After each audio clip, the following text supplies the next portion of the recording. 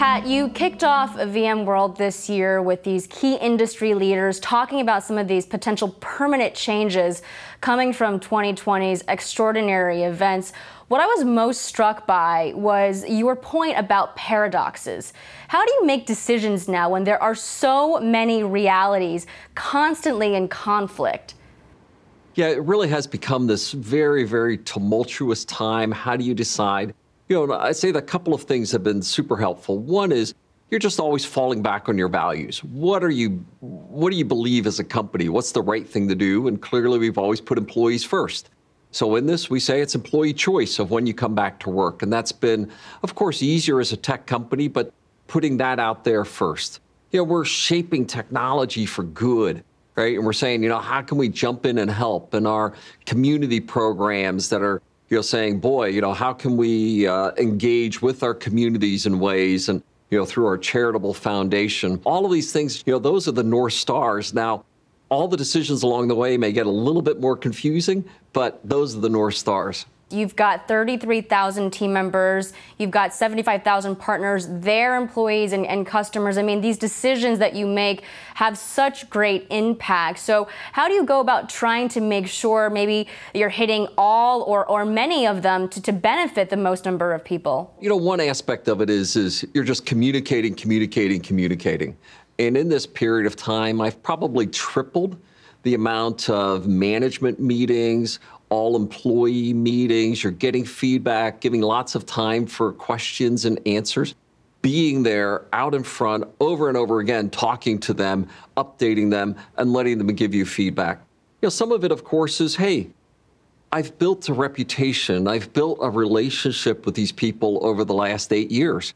You know, they trust me as their CEO, knowing that even though in some cases I've asked them to make trade-offs and, you know, we've done some belt-tightening things, boy, we're on this journey together, and they truly believe that we're part of this family together, and we're out doing the right things for the betterment of both them, getting the company through, as well as supporting our customers and partners. But speaking of some of those partners globally, how have you heard them talk about how they're changing, how they're working, especially with more distributed workforces? You know, a distributed workforce is like, you can spend less time commuting each day.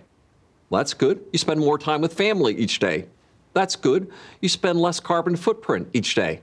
That's good. Or say, boy, if you want to move closer to your family to be able to better support an aging parent or something, that's fine, because distributed work for us has become the new normal, the way that we're going to work permanently going forward. Even if after a vaccine comes, we're never going back. Definitely. I've heard that as well. Many companies is talking about that, and maybe why it's going to be a more permanent shift, to your point. So let's talk more specifically, right, about what VMware is working on. Obviously, we have to keep in mind the paradoxes that you've talked about. And so there are a lot of initiatives like 5G, like AI, that had very aggressive and, you know, high expectations for those to be deployed sort of more widely. Let's talk about what timelines and what projects and products have maybe been accelerated as a result of the time period we're in now, and which ones may have had to be maybe pulled back a little bit.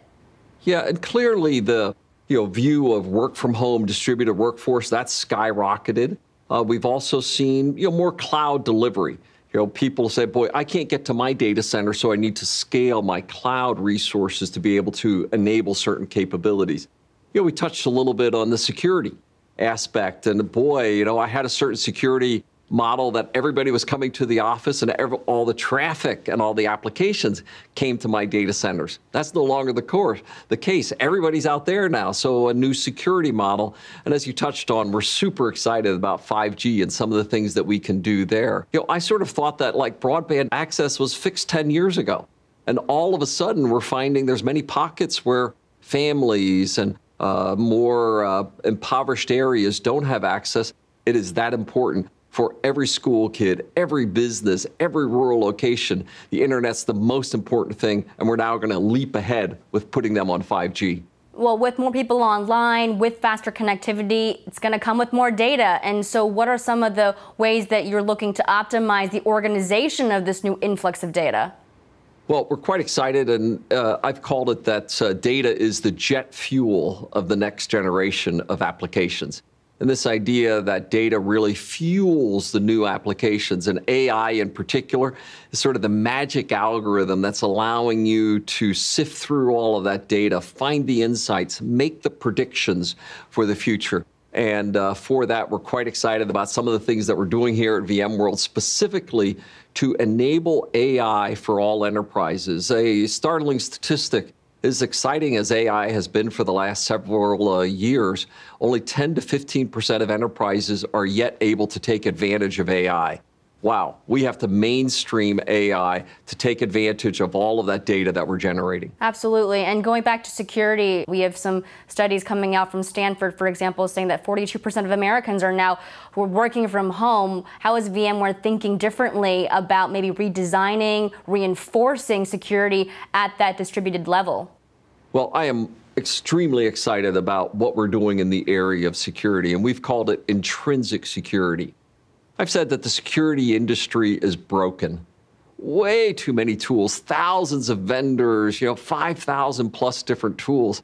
It's this dizzying array that any good CISO, a security officer for a firm, is navigating through all these tools and patches and updates. It's impossible. And we said, stop. Let's build the security mechanisms directly into the apps and infrastructure that they are intrinsically secure, so that the CIO says, oh, I don't need to operationalize anything else. It's already part of the infrastructure and apps that we've deployed. And so we've launched, with our Carbon Black acquisition, a number of products. And again, we have some exciting announcements here at VMworld that we're specifically rolling out new capabilities to secure workloads, networks, and endpoints as never before, intrinsically making them secure.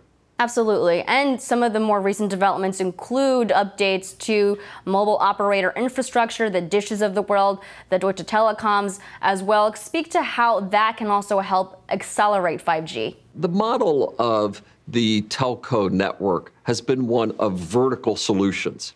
Huawei's, Nokia's, Ericsson's, they own the hardware, the operating system, and the applications. And that's the way 2G, 3G, 4G, LTE have all been built. We've said, that's not how data centers and clouds are built. They're built with standard hardware, right, with a generalized operating system and lots of applications. Let's build 5G that same way. And that's what we've done now with Vodafone, with Deutsche Telekom, and our recent announcement of Dish is one that we're quite excited, because this also addresses some of the geopolitical challenges, of the vendors and some of the challenges of that. We're saying, no, that's the wrong way to build 5G. And the announcement of our partnership with Dish was building an open radio access network, and that's the sort of this magic of doing a software-defined open network that lots of people can be building and innovating. And if the network is built on software and cloud technologies, that's a great thing for the United States, because those are domains that we simply lead and have strength in, and that's how we're going to do 5G. That's why the Dish announcement was so exciting. And is there a difference in the way that we should be thinking about 5G now in a post-pandemic world from what we had been envisioning before, or is it the same symbolism, significance? We believe every U.S. citizen will have 5G access in the next 2 years. So the build out is really now accelerating. The devices, the phones, et cetera, are accelerating. But what excites me about 5G isn't just that it's a faster LTE, right? It's about the new use cases that it will enable. And like we've talked about, autonomous vehicles. Well, the tech isn't good enough to do that until you have 5G. Smart cities, smart factories. We believe that the latency, the security model of 5G is going to enable these type of use cases for the first time. And you talked a lot about the people and how much you care about them and the livelihoods and what they're dealing with also at home on a personal level. So let's talk more about some of these values, social values. How does VMware specifically look at trust, look at equity, sustainability? How does that come through in what you do every day? But I'll tell you, the whole period of Black Lives Matter has caused us to go think more deeply on those topics than ever before. And I met personally with a number of those who had their own stories, and listening to them one-on-one and, some of their experiences as kids or families and some of the issues they've faced growing up in Black and inner city neighborhoods. And it's hurt me, right? And I'll say it's changed how I think about those things. we, in response to that, we changed our hiring policies. We used to say, hey, I need a diverse or female on every hiring panel, right? So that we were always looking at a diverse or female candidate. We've said now it's and I need a diverse and a female candidate for every hiring job. And boy, we don't have enough pipeline of our potential hires to do that. So we're having to go, we got to go start recruiting at different universities and different cities. And again, our environment of work from home says, boy, it's more easy because you don't need to relocate to my area. We can start reaching in and touching diverse locations more effectively in our recruiting processes. We also realize some of our efforts, like our political action committee.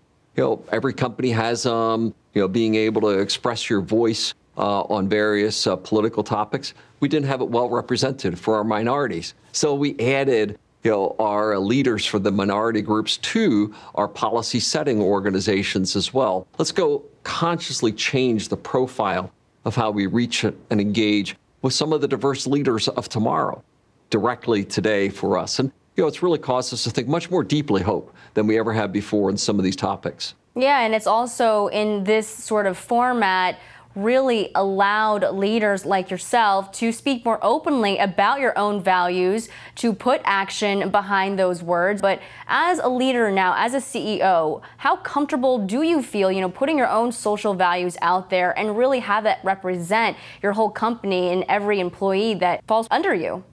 Yep, and I've always been a CEO who's been somewhat out there on social issues, my own faith perspective. So it's been sort of part of who I am and a bit of my own brand. But I will tell you, Hope, that I am proud of the CEOs of corporate America in this period of time. And with rare exception, I'd say they've done the right things. And, they've risen up, they're shaping the dialogue, they're speaking to their people, they're taking care of them in the pandemic, and they're stepping out on many of these social topics with more force and I think substance than ever before. And I'm really proud of corporate CEOs that I've been interacting with because I think so many of them have really navigated this period of time so well. And I think the comfort that employees, that societies, that humanity are looking to business leaders to be more than just sources of profit and stock, but saying, no, your responsibilities are much broader than that to the employees, the society, and to the nation and the world as a whole. Absolutely. I think customers and employees also feel that where they want that change to happen really starts from where they're making their products, who they're working for, who they're buying from. So that's incredibly important. I want to go to some of the featured speakers that you've had this year at VMworld. I Am the Code, Mercy Ships, Stanford University. All this sends a sort of statement about VMware. What do you want that message to be? Well, that we care deeply and that we really do want to partner with these firms, these organizations, these nonprofits, in ways that we're going to make you successful. And such as with Claire from Feeding America. And I am just so proud of the work. They've 10x the number of food deliveries that they're doing in the midst of the pandemic. And they're using our technology to do so. And Mercy Ships, another one that we've participated in deeply over the years. They're using our technologies to provide healthcare to some of the most impoverished areas on planet Earth. It's just so encouraging. And when people say, hey, I'm going to make JP Morgan Chase run great, but I'm also going to make Mercy Ships run great, it just unleashes a deeper passion, a deeper sense of purpose, well beyond, hey, we're going to run a good company, we're going to produce good products, we're going to take care of our customers, but there's a higher purpose. And we as a company want to be known as a company that is shaping technology as a force for good. That just unleashes a new sense of purpose, passion, and innovation and creativity. And I'm sure it also draws inspiration from many others who might look to you for also more aid and more support. There are many different organizations, many different kinds of communities that need help. How do you help everybody? How do you choose how to help and who to help? One of the VMware policies is what we call citizen philanthropy. I make very few decisions on who we support. We give all of those decisions to employees in the terms of matching grants that they get to do, right? So, this year we doubled our matching grants to 6,000 $240, or, it used to be 1,000 pi. Now it's 2,000 pi. We're a geeky company. And then they get to give that to the charities of their choice. So citizen philanthropy has been deeply empowering. Plus, if you give time as well, we'll match the time that you give. We give you a week a year just to go give to whatever charity you want. And we're going to pay you, and we're going to match your hours with 3141 Pi dollars for every hour that you contribute to a charity as well. And all of a sudden, we have 33,000 employees running into their charities, their passions, and it just becomes this empowering aspect of our culture. But then we also say, take your partners and customers along as well, and finding other ways to go partner with those companies to join in and, have good gigs, as we call them, and, showing up in schools and hospitals and other things. It really is an exciting aspect of how we run our philanthropy program. Sounds like a distributed philanthropy model, if I may. And I hope nobody uses 3141 as their iPhone passcodes.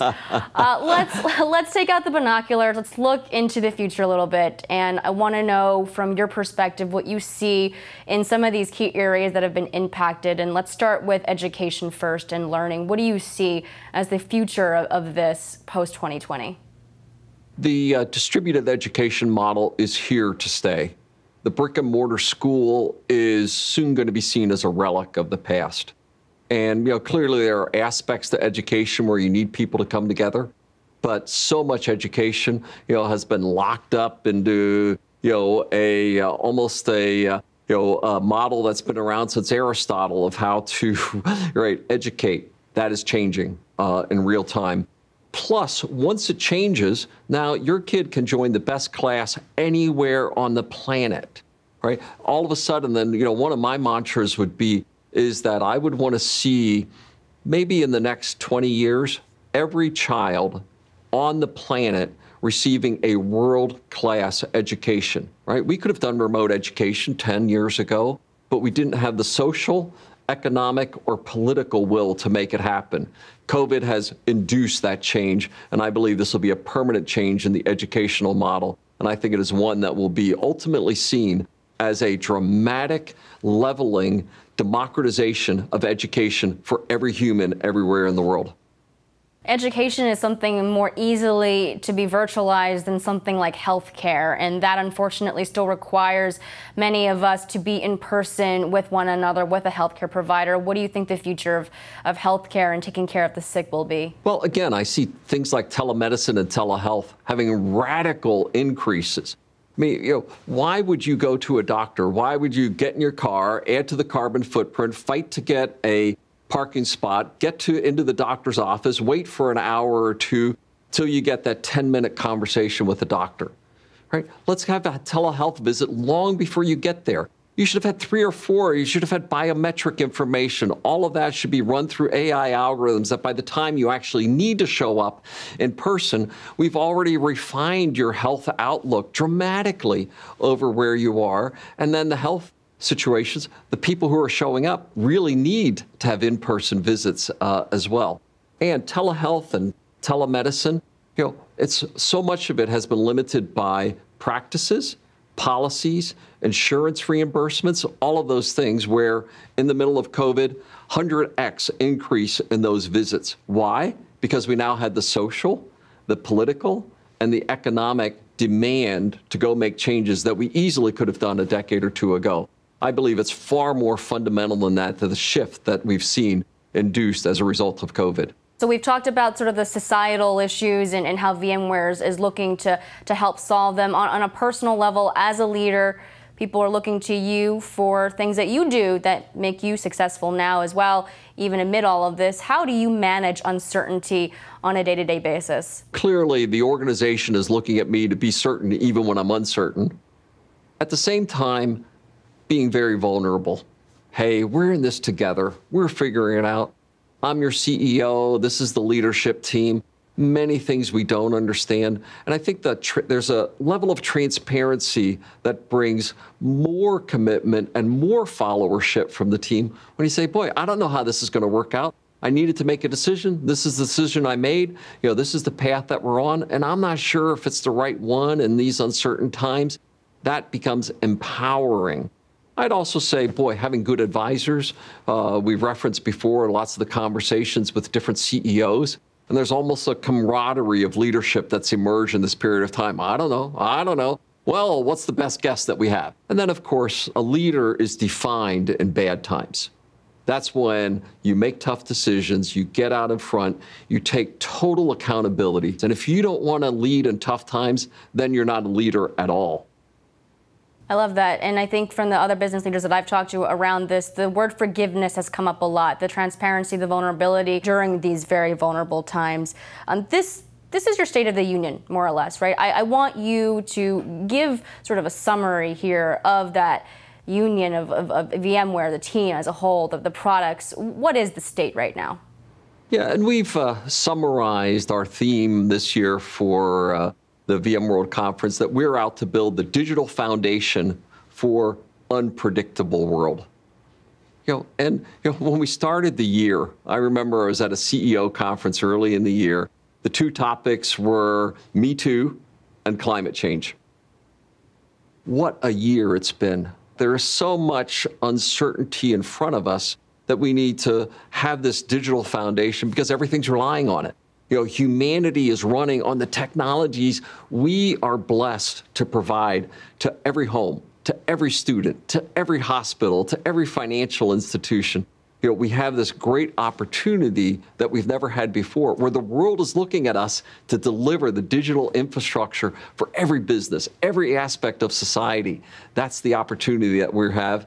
And VMware, our partners and our customers, we will rise up to deliver that digital foundation for an uncertain world. That's a great message for everybody who's watching, I think. And I think finally here, there have been so many changes, but what would you say maybe the biggest lesson that you've learned sort of in the past 6 months that really shows you what this company is about and will also set the stage for 2021? Our customers are now looking at us in a way that they didn't look at us before. And for that, it also, as we look back to our customers, we can't take it's okay as an okay answer. We got to make it right. We have to be engaging, making sure that every aspect of their digital foundation is scalable, it's resilient, it's secure. We're going to make it work. We're going to make it great. We're going to make it scale. That's the obligation that we have, not just to our customers, but literally to the planet and humanity as a whole. And that's just as driving us as never before. And I've called it, faster to the future. We're embracing this crisis. The great Winston Churchill quote that I like, never waste a good crisis. Well, we're not wasting this one. We're embracing it because we're going to get faster and we're going to do a much better job for our customers and partners than ever before. I love that. A lot of momentum behind those words. I want to give you an opportunity to share anything else, any final thoughts that maybe we haven't covered today. Well, as we finish this VMworld conference this year, we just want to engage with our customers in a way that, brings a level of trust, intimacy, passion for innovation as we look to tomorrow. For our partners, we're saying, boy, jump on board as never before. Mediocre, not good enough. We are going to the future. But ultimately, we see this higher calling that we're going to make technology a force for good. Because we're not worried about next year or the year after that. We're setting our goals to 2030 and beyond, for a digital infrastructure that truly every human on the planet, right, is running on this digital infrastructure. They're being educated, they're being cared for, they're connecting, they're working, they're living in community on the digital platforms that we're building and delivered. And that's a sovereign responsibility that we take very, very seriously.